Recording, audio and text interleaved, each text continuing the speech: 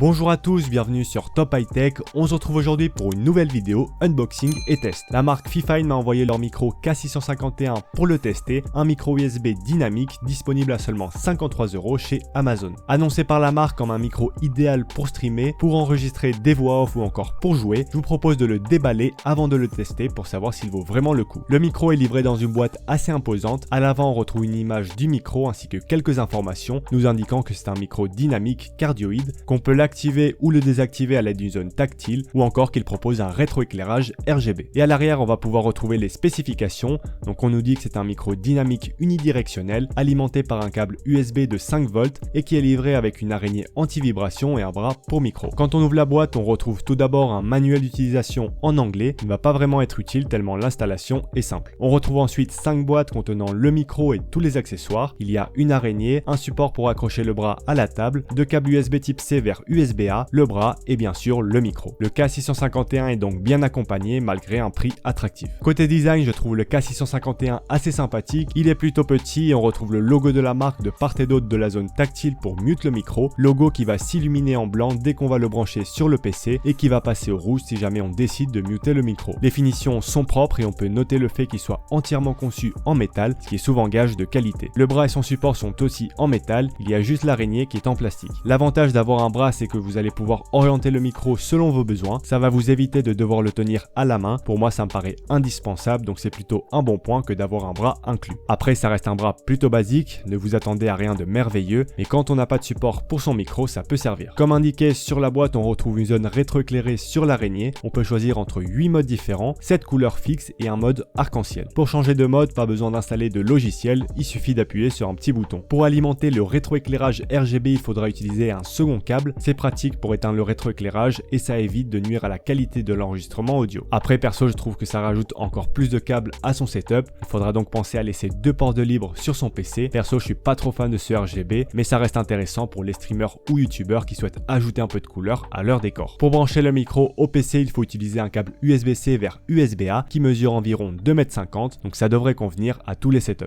Vous l'avez sûrement remarqué, pas de filtre anti-pop dans ce kit et ce n'est pas un oubli de la marque. En fait, le micro dispose de son propre filtre interne. Perso, j'ai jamais testé de micro avec un filtre anti-pop interne, je suis curieux de voir si ça fonctionne correctement. Je vous propose donc de passer au test du micro qu'on pourra comparer avec mon Bird UM1 que j'utilise en ce moment même pour enregistrer cette vidéo et qu'on retrouve à 60 € chez différents revendeurs. Pour ce test, j'ai accroché le micro à son bras et comme c'est un micro dynamique, je l'ai placé proche de ma bouche, environ 5 cm. L'avantage d'un micro dynamique, c'est qu'il va capter que les sons proches de la membrane, donc c'est pratique pour éviter de capter les sons environnants comme ceux de votre clavier ou de votre souris par exemple. Pour ce premier test, je ne vais toucher à rien, je vais pas augmenter ou diminuer le gain, je vais pas ajouter d'effets, ce sera vraiment du plug and play, mais après je vais faire quelques ajustements pour voir si on peut améliorer la qualité audio. Je suis à présent en train d'enregistrer avec le Fifine K651 pour tester la qualité audio et vous faire une idée du rendu. J'en profite pour vous dire que si cette vidéo vous plaît, n'hésitez pas à la liker et par la même occasion à vous abonner pour ne louper aucune autre vidéo de ce type. Actuellement, je tape sur mon clavier mécanique posé sur mon bureau, un clavier avec des switches rouges donc pas très bruyantes, mais qui s'entend quand même. Je ne sais pas ce que vous en pensez, mais moi je trouve que la qualité audio est assez incroyable pour un micro à 50 €. Le son est clair, on n'entend aucun bruit parasite et le bruit de mon clavier est très atténué quand je l'utilise. Le seul défaut, c'est le filtre anti-pop intégré qui ne fonctionne pas toujours très bien, donc j'aurais tendance à vous conseiller d'acheter un filtre anti-pop en plus. Je vous propose maintenant d'écouter un enregistrement avec un travail sur l'audio et l'ajout d'un filtre anti-pop. Je suis à présent en train d'enregistrer avec le K651